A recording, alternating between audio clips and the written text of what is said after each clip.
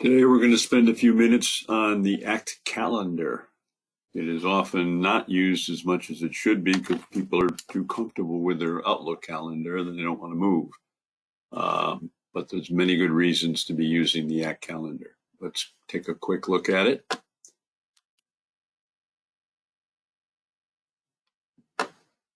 It comes in monthly buckets like it is right now, weekly, which is 7 days with the weekend crunch down here. And then typically work week is a 5-day work week. I happen to like to see it with 7 days, so I've changed mine. It's easy to do in the preferences field and say I want to see a 7-day work week. So that's just one of the features. You can tweak this the way you like it. If you look at this little calendar over here, it's an easy way to spot what weeks you should be looking at where you've got activities in those weeks. And it'll move the week you're going to, all right?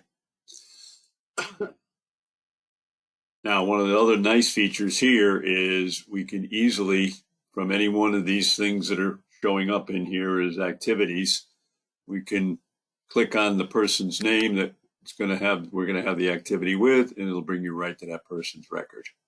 All right. And you can see there's the activity down there. Let's go back to the calendar again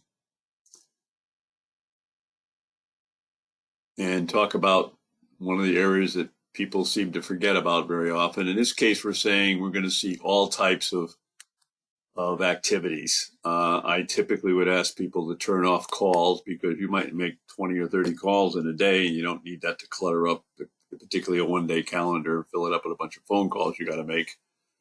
Meetings, of course, you do want to do. To-dos, that can depend, but many times a to-do means you've got to pick up something or go somewhere or do something physically at a particular time.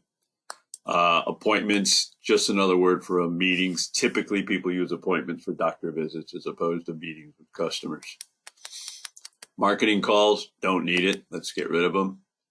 Personal activity, your call whether to keep it. I like keeping my vacations on my calendar, though. So that filters the calendar so you're not looking at everything you've got to do, just the things that are most important and have got a time element on them that people are expecting you to be there at that time. Priorities, again, you may want to filter it so you only see the most important ones. As you can see, in this case, we've got 5 different priorities. This is interesting here in that what I've done, besides seeing Chris Huffman's record, I'm also looking at all the calendar items that Allison's got in there, as well as Melissa.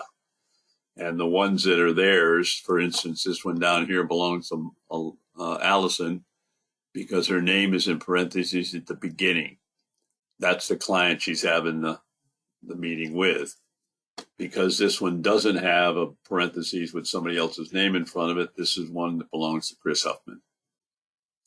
So you can be looking at as much of the organization's calendar as you want, or just concentrate on your own calendar. And it's all at your fingertips, and in a moment's notice, you can be over at the contact or contacts that you're having the meeting with. In this case, it's a meeting with 2 different people from 2 different companies. I hope you've got a better idea at this point of how the calendar works, and there's certainly other features to be had with it as well. But hopefully we'll be seeing the next YouTube video. Thank you.